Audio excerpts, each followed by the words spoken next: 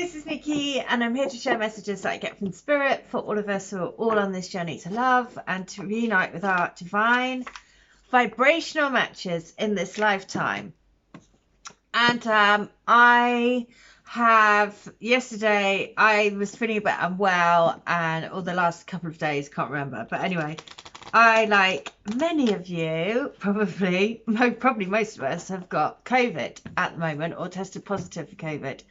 So I am in isolation and yeah, so I thought, okay, well, I will do us a little video just to see from the enchanted map, just to ask, okay, what do we need to know? What do we need to know to help us? What do we need to know to help us on this twin flame, soul to soul, energetic journey that we are all on as we kind of manage our energies and we move forward each day, not knowing what's going to happen, not knowing how it's going to all be, or, you know, all of those things that are just like stepping into the unknown constantly, all the time. And what do we need to know to help us? So the questions that I'm going to ask are, firstly, from the universe, what do you want to tell us about what is happening with our connections at the moment? What do you want to tell us with what is happening with our connections at the moment? And that, look at that commitment. Your commitment to the path is being tested. So this is the sacred commitment that you made to each other when you came down to incarnate into your physical bodies, and to have that soul recognition, to have that soul connection, to have that kind of experience that wakes you up, it jolts you, it, like, you know, it basically sends it's like tripping a switch to your soul and to your awareness of the universe and the universal power and past lives and future lives and all of those sorts of opening your eyes, basically. So the message is, a true commitment is a responsibility of the heart, mind, body and soul. This is a good time to make one. Partnerships that are formed at this time are harmonious and powerful. The commitment card also indicates the natural evolution of a relationship from its inception to a literal or metaphorical marriage. At the very least, there is a promise of fulfillment in some form. However, you must be conscious of what you're committing to. Be clear about the nature of your commitment and your responsibility to it. Others are more willing to enter into partnerships at this time, and remember that your partnership with Spirit and the highest version of yourself will engage the highest self in another. So that is what the universe is telling us. It's saying, keep following your highest path, because when you follow your highest path, you engage the highest path of your true soul companion, and that true soul companion is your vibrational match. And your vibrational match is, if you've woken up, you know, we're all on different journeys in this lifetime. We all come with different missions, different purposes, different ways of vibrating on the planet. But if you've woken up to the twin flame energy, then I truly believe you're here to reincarnate and to be with your twin in this lifetime. So here we go. This is what the universe wants to say. So the next one I'm going to say is, okay, what does your twin want to say? And this is, what does your twin want to say about what's going on at the moment? And look at this. This is the sacred pool, the mirror. It's that they are holding up a mirror to you. So for all of those sorry, I thought that said 36 and 47. No, 36 and 37, but it's 36 and 47. So 9/11 is also the twins and the twin towers, and that sort of symbolizing the breakdown. So everything has to be broken down, you know. The falling down of the old and the falling down of old ways of being, you know, and to let love shine bright, you know, in all of these disasters that happen. You know, the one true thing is that the strength of the human spirit to come together, the strength of the human spirit to overcome And this is what we're being told to do all the time, to understand there's a commitment in these connections. There's a commitment to a higher power. There's a commitment to a higher path. There's a commitment to looking in the sacred pool and honoring the journey that you've come for. So 47 is this. The sacred pool. The world is a reflection of your thoughts, feelings, and beliefs. Embody the love you wish to see in the world. When you look into the mirror, do you like what you see?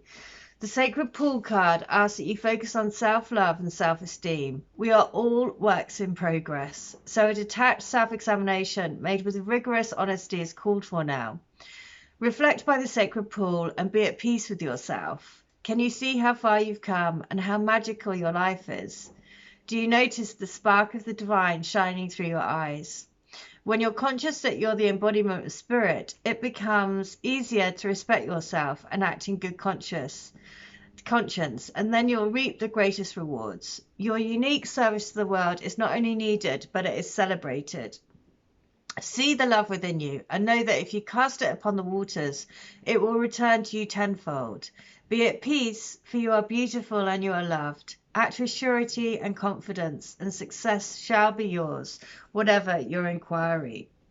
So the sacred pool and honoring this path to these commitments, you know, to the sacred commitment that you have. But, you know, and it's always with ourselves first. So we have to honor the sacred commitment that we've made to ourselves to shine bright in our, you know, in our own energy first and foremost. Shine bright in our own energy and trust that everything else will follow. So I'm going to do Power of Love as well, because I've got the Power of Love deck right here. And let's just see the Power of Love. Let's see what the power of love can do for us. What do we need to know? What do we need to know? What do we need to know? What do we need to know? So I had my hair. It's supposed to be what they call a balayage or something. So it's supposed to be darker at the root and then blonde at the bottom. But to me, it just all looks grey now, which is a bit bizarre. So, but you just think, oh, well, I can just change it back again. Wasn't quite what I was expecting. But anyway, never mind. So here we go. This is, here we go. So present. You live in the moment and are able to bring forth the energy of love into your current circumstances. So be present in the moment, you know, live in that present moment and trust, you know, that when we are in that present moment, the most difficult lesson for human beings to learn is to live in the present moment. It is part of our nature to look forward to the future and dwell on the past. And unfortunately, it is a mindset that strips us of our power. Instead, we should be taught to learn from the past and live for today and experience tomorrow. Only then are we able to glimpse our true mission on Earth. Everything else is just static. When you are present in this moment, you are existing where life is actually occurring. So don't spend valuable time worrying about a crisis that may never come. Of course, look at the grander picture, evaluate your life and set goals, but don't place unneeded stress where it doesn't belong. It is wasted energy. Reliving the past is also a fool's game because you have no power there, other than to diminish the potential of today. In contrast, in the present, you have the power to forgive the hurts done to you and apologize for any that you caused. The past becomes a stepping stone to enlightenment, as opposed to a speed bump on your road to happiness. Fully appreciate the moment right now and attempt to get the most out of every second. It is when you let go and reside in the present that you are able to summon up love with every thought and experience. So be present in that moment. That was on page 86. So I'm going to read letter 186 from my Divine Love Letter books, which are all channelings between people's twins and their higher selves to help us stay on that love path, right? So 186 is every day I think of you. Not a minute goes by that I don't think about why I didn't do things or handle things differently. I've been a complete idiot. I'm so sorry that I couldn't say what was really going on to make me behave the way I did. I'm sorry. I will make it right. Trust that I will. Trust that I'll make my way back. It's just a matter of time. Well, there is always, you know, divine timing at play. And with all things, all manifestations, you know, and all just so this next message, I've just had a look. So we're waiting excitedly. We're jumping around, excitable, and can't wait to see how it's going to feel. We're excited about jumping down the slide and coming into your body and being grown into the baby. It's all so exciting. It's like we're waiting for Christmas, and we are the ones that are due to come down the chimney. But we can't come till the day is right, and God is setting the day. All the jigsaw pieces have to be in the right place. He says, our day is coming. He's excited too. Well, so that's from Future Children, right? So, and there is that if you've read any of the books by Brian Weiss, Weiss, he was a hypnotist, and he writes about his experiences of doing hypnosis with clients, and he realized that they were talking about both past lives and future lives, and explains a lot about that sense of coming into the body and how it feels like to be from spirit into physical. So 186 it's all about, this is book 3, last one. So it's all about embracing the goddess of love within you.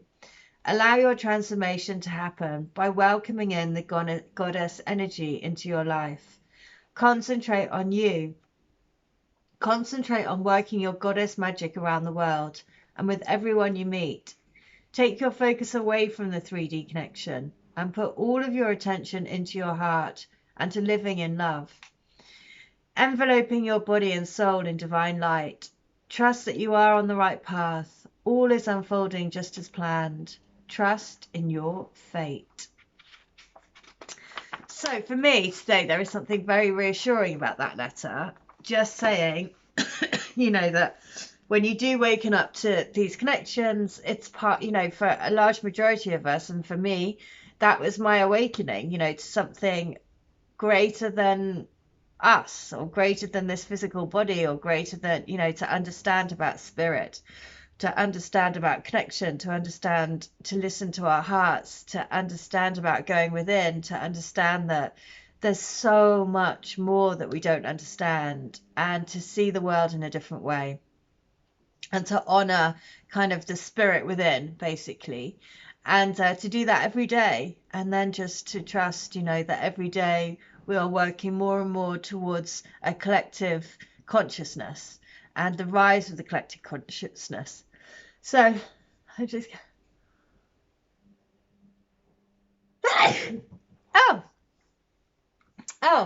so there we go. That is the message for today.